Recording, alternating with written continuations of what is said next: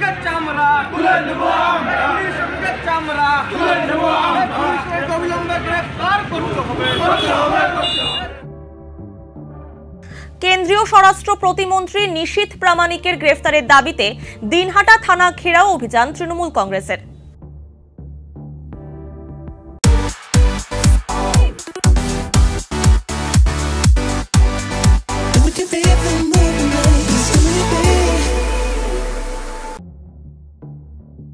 শুক্রবার দিনহাটা সংহতি ময়দান থেকে মিছিল করে দিনহাটা থানার সামনে গিয়ে বিক্ষোভ দেখান তৃণমূল কংগ্রেস কর্মী সমর্থকেরা। উপস্থিত ছিলেন উত্তরবঙ্গ উন্নয়ন মন্ত্রী উদয়ন গুহ, জেলা তৃণমূল সভাপতি অভিজিৎ দেবভৌমিক, রবীন্দ্রনাথ ঘোষ, পরেশ অধিকারী, হিতেন বর্মন থেকে শুরু করে দিনহাটা বিধানসভার বিভিন্ন অঞ্চলের তৃণমূল কংগ্রেস কর্মী ও সমর্থকেরা। আইনের কোনো ব্যাপার নেই, আইন একটা আমার ক্ষেত্রে একরকম, আলমের ক্ষেত্রে একরকম, আর নিশীথ প্রামাণিক কোথাকার হনু তার জন্য আইন আর এক রকম হয়ে যাবে, এটা হয় নাকি?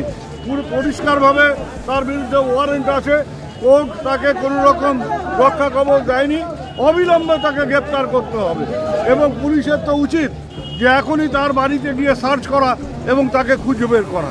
মামলা আসে, আমি হাইকোর্ট থেকে অ্যান্টিসিপেটরি বেল নিয়েছি, আমাকে পারলে কেউ গ্রেপ্তার করুক।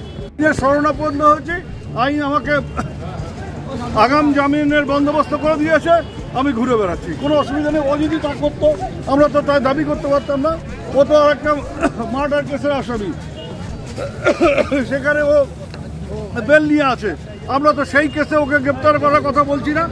যে কেসে ও বেল নেয়নি অথচ ওর বিরুদ্ধে ওয়ারেন্ট হয়েছে 307 নন বেলেবল কেস, সেই কেসে ওকে অবিলম্বে গ্রেপ্তার করা উচিত। এবং ওই যে একটা শিক্ষিত লোক অশিক্ষিতর মতো কথা বলে, ওই নাম হচ্ছে কি, সুকান্ত মজুমদার, তার তো উচিত কেন্দ্রের প্রধানমন্ত্রীর কাছে বলা যে এই ধরনের ব্যক্তিকে অবিলম্বে মন্ত্রিসভার থেকে বের করে দেওয়া উচিত। বললাম তো সবাই জানে দিনহাটার রাজনীতিতে গুলি বোমার আমদানি যদি কেউ করে থাকে তার নাম হচ্ছে নিশীথ প্রামাণিক। এবং ওর বাড়ি, আমি তো বারবার বলি যে ওর বাড়ি সার্চ করুক পুলিশ, কেন্দ্রের বাহিনী, ইডি, সিবিআই যদি পারে ওর বাড়ি সার্চ করুক। ওই বাড়িতে বেআইনি টাকা আছে, ওই বাড়িতে বেআইনি অস্ত্র আছে এবং বিভিন্ন জায়গার, শুধু আমাদের রাজ্যের না, রাজ্যের বাইরের সমাজ বিরোধীরা ওই বাড়িতে আশ্রয় নেয়। 50,000 लोगों को अपनी मंजिल से है जोड़ा और नई उत्साह के साथ आए हैं फिर से थामने आपका हाथ। श्री शांति होंडा।